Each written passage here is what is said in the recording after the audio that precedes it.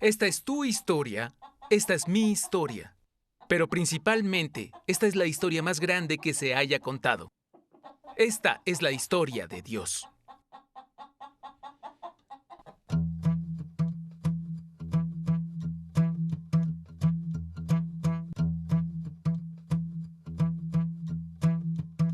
En el primer año del reinado de Ciro, rey de Persia, y así se cumpliera la palabra del Señor por medio del profeta Jeremías. El Señor dispuso el corazón del rey Ciro, rey de Persia, para que éste promulgara un decreto. Para que éste promulgara un decreto en todo su reino, y así se cumpliera la palabra del Señor por medio del profeta Jeremías, tanto oralmente como por escrito.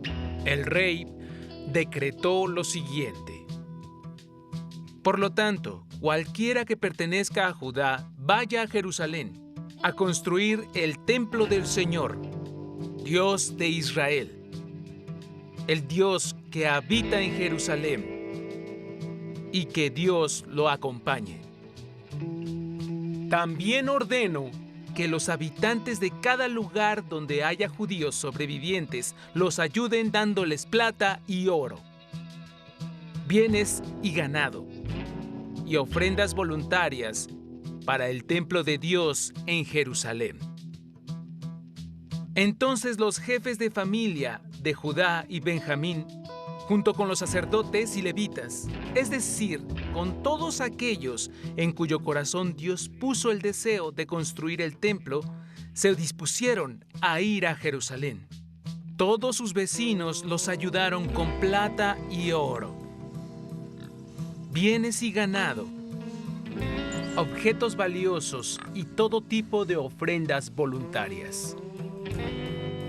Más aún, el rey Ciro hizo sacar todos los utensilios que en algún momento Nabucodonosor se había llevado del templo del Señor en Jerusalén y había depositado en el templo de su Dios.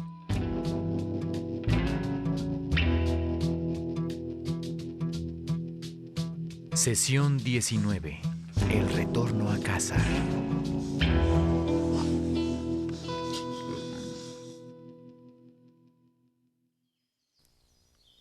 A veces la vida es como la comida de los cerdos.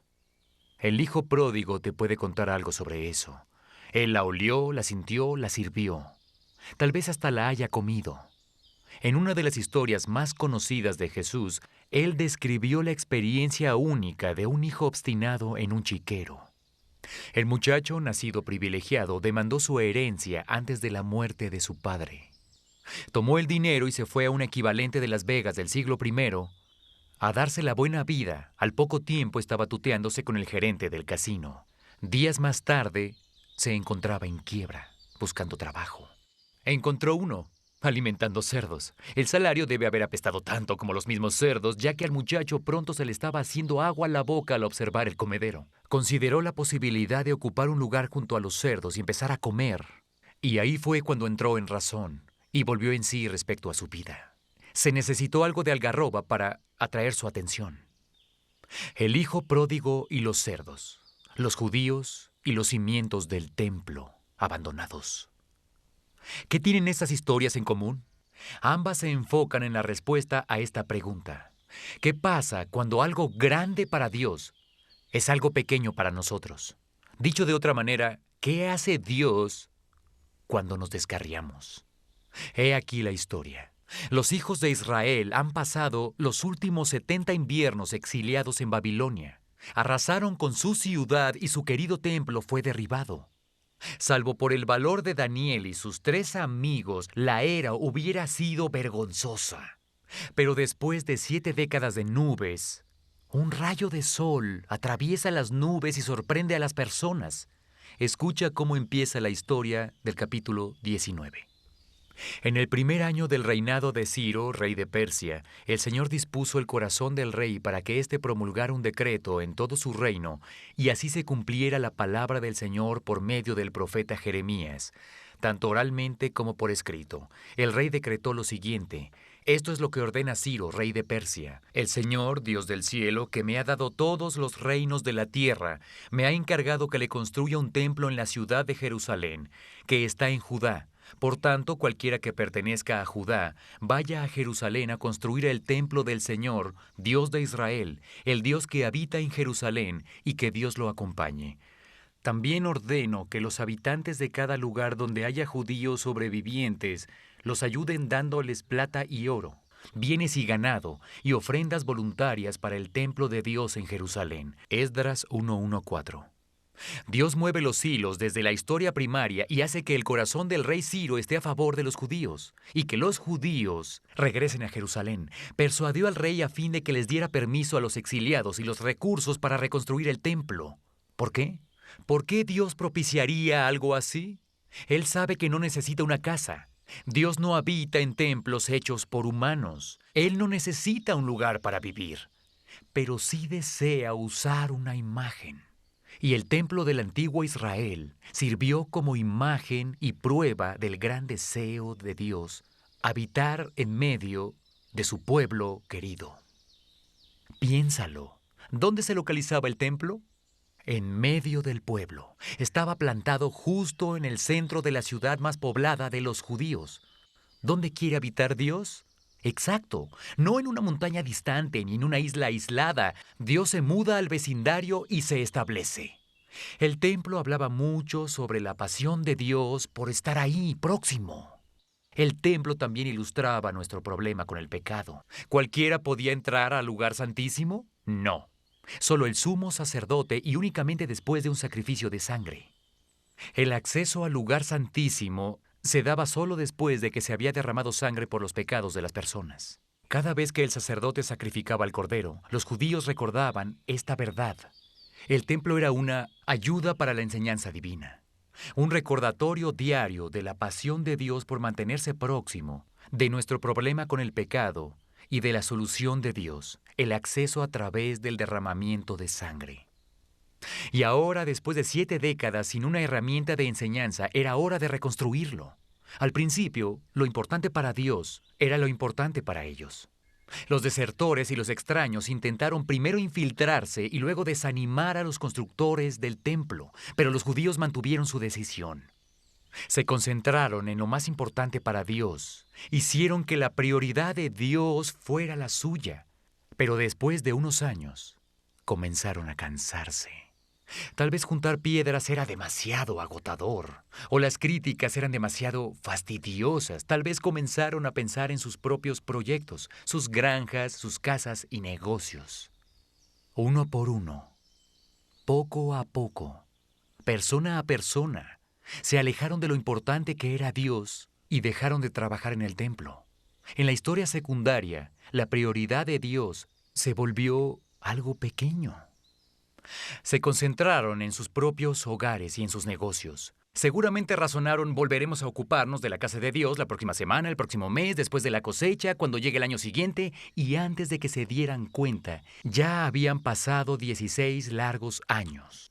16 años, suficiente tiempo para que creciera la hierba y cubriera los cimientos, suficiente tiempo para que las naciones vecinas concluyeran que el Dios de Israel no era digno de devoción.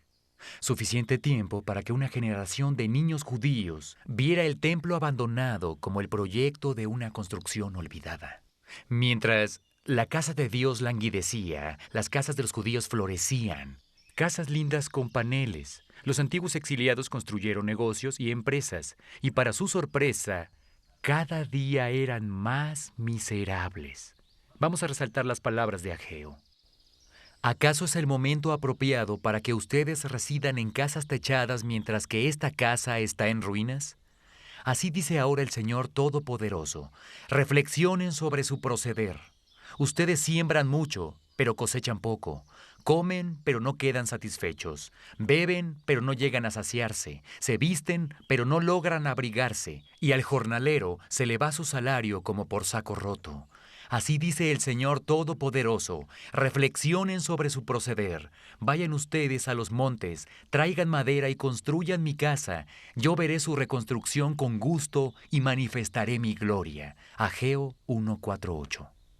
¿Sabes cómo responde Dios al letargo y las prioridades que no vienen al caso? Ya lo leíste. ¿Te preguntas qué hace Dios cuando hacemos que lo importante para Él sea algo sin importancia para nosotros y los pequeños asuntos se vuelvan importantes? Ahora lo sabes. Tengamos cuidado aquí. No necesitamos atribuir todos los contratiempos o luchas a la disciplina de Dios. No tenemos que volvernos filosóficos con relación a todas las luces rojas o las jaquecas. Sin embargo, hay temporadas de luchas ordenadas por Dios. Tiempos de un vacío total.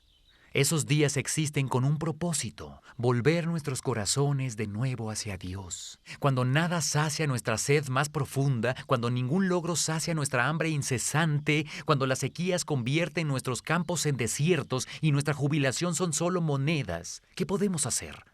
La respuesta es clara. Reflexiona sobre tu proceder. Evalúa tus prioridades. Establece tus estrategias. Lo más importante para Dios, ¿lo es para mí? Para muchos de ustedes, la respuesta es un rotundo sí. Otros tendrán que dar una respuesta diferente e incluso otros estarán leyendo la historia del templo olvidado y pensando, esta es mi historia. También tú fuiste liberado de Babilonia, como los judíos te liberaron, no de la cautividad en el extranjero, sino de los químicos, de una ambición egoísta, de días vacíos y noches solitarias, de la búsqueda superficial de las cosas materiales. Pusiste a Babilonia en tu espejo retrovisor y volviste a casa. Le entregaste tu corazón a Dios y dedicaste tu vida al trabajo de Dios, pero luego llegaron los niños, la promoción, la transferencia, las horas largas, los viajes de negocios. Y con cada día que pasó pensabas menos en el trabajo de Dios y más en tu trabajo. El diezmo se convirtió en una propina, las oraciones en citas rápidas. No te olvidaste de Dios, pero tampoco te acordaste de Él. Puede ser que tú te puedas relacionar con las personas de los días de Ageo. La vida no está funcionando como esperabas. Ahora Dios te llamó para tener un encuentro cara a cara.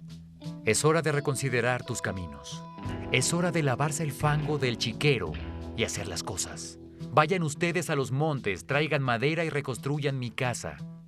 Sorpresivamente los judíos lo hicieron. El Señor despertó al liderazgo y el pueblo se puso a trabajar en la casa de Dios. Y la terminaron. Y Dios estuvo viviendo de nuevo y habitando entre las personas. C.S. Lewis dijo, pon primero las primeras cosas y las segundas cosas caerán en su lugar. Pon en primer lugar las segundas cosas y se perderán tanto las unas como las otras. El hijo pródigo aprendió eso. Puso primero a su padre y le dieron un asiento en la mesa. Conforme el plan de Dios de ofrecer su solución final a través de Israel se sigue desarrollando, prestémosle atención al reto de nuestras vidas de hacer que lo importante para Dios lo sea para nosotros. Discusión del DVD. Por favor, ve a la página 123 de tu guía del alumno y discute el video que acabas de ver.